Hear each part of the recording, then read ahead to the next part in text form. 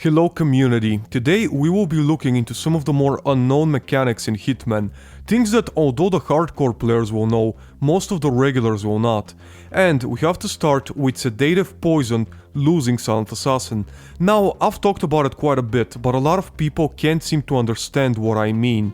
So, if you knock out a regular NPC through, let's say, using a banana as a trap for example, you will keep Silent Assassin, even if their bodies get found. The reason for that is because it's counted as an accidental knockout.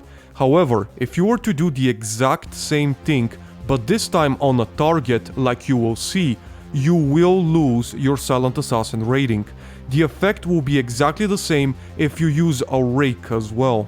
And that effect doesn't just end on knockouts. If you use Sedative Poison on a regular NPC, they will get sedated, but despite their bodies being found, you will keep Silent Assassin. And if you were to do the exact same thing but this time to a target, as soon as they drink the Sedative Poison and go down, you will lose Silent Assassin. Now, to some people that makes sense and to others it doesn't.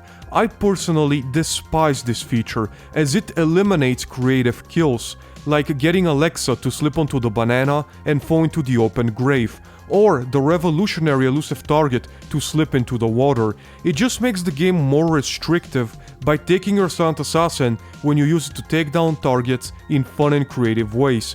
However, now you know how it works and you no longer need to be confused by it. The second thing is a lot of players don't know that dropping an item in front of an NPC will stop them from going to investigate. Let's say you choke someone out when close to another NPC. Most likely that NPC will hear it and come to investigate. But instead of having to assault said NPC and risk losing Silent Assassin, you can just drop any type of non-suspicious item in front of them and they will stop in their tracks, look at it, and go back to their regular route. Now this tip can be a huge lifesaver, especially on unpredictable targets like the ones in Freelancer. It saved me quite a few times, so it's something worth remembering if you didn't know it already. My third tip is called the bump, and it's something very useful if you need to deal with moving bodyguards. Basically, what you want to do is, as guards are moving next to each other, come up behind them when crouched and bump them ever so slightly to slow them down. Now the reason you want to do that is fairly obvious. If they are right next to each other and you knock them out, chances are you will get spotted.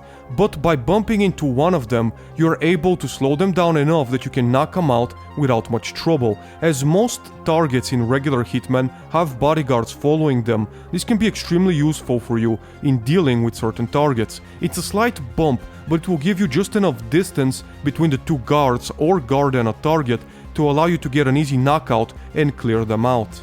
In the fourth spot, I have the passwords. I know it's a bit of a cop-out, but I was genuinely stunned when I found out how many people don't know basic passwords. So, just in case, I decided to line them up real quick. Dubai.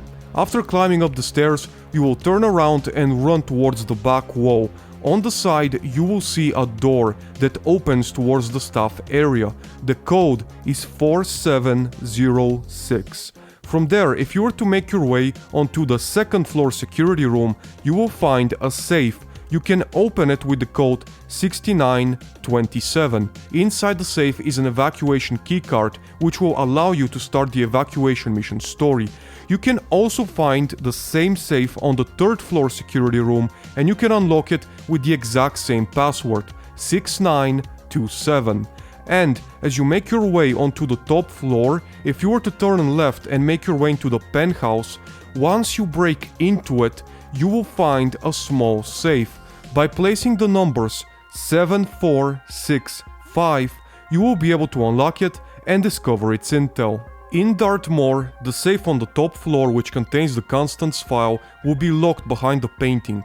Once opened, the code is 1975. On Chongqing, any door that is locked in a location controlled by Hush will have the password 2552, and any door that is locked and takes place in a location controlled by Imogen Royce will have the password 0118.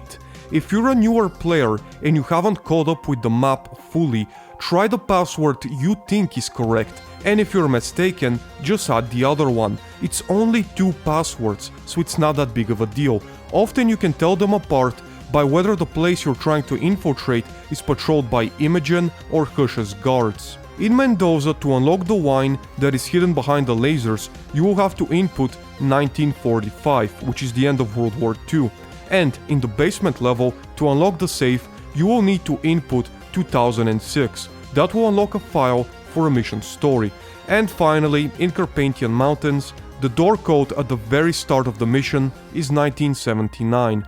Although I'm sure most players know most of these codes, it's worth mentioning them as from my personal observations, quite a few don't. And for the last thing, at number 5, we all know how important the coins can be. They're the only item you can use to lure targets with by placing them on the ground, as well as being visible when thrown, meaning targets won't see the location from where they're being thrown, despite throwing it in front of them. They're the only item in the game you can do that with, except for the small gold bar. You see, the small gold bar has the exact same prospects as the coins. Just like the coins, it can be placed in front of NPCs, creating a lure, and it can also be thrown in front of NPCs' faces without them spotting the direction in which it comes from. It has the exact same strengths as the coins, except you can also use it as a non-lethal melee, knocking out enemies from behind, and also you're able to throw it.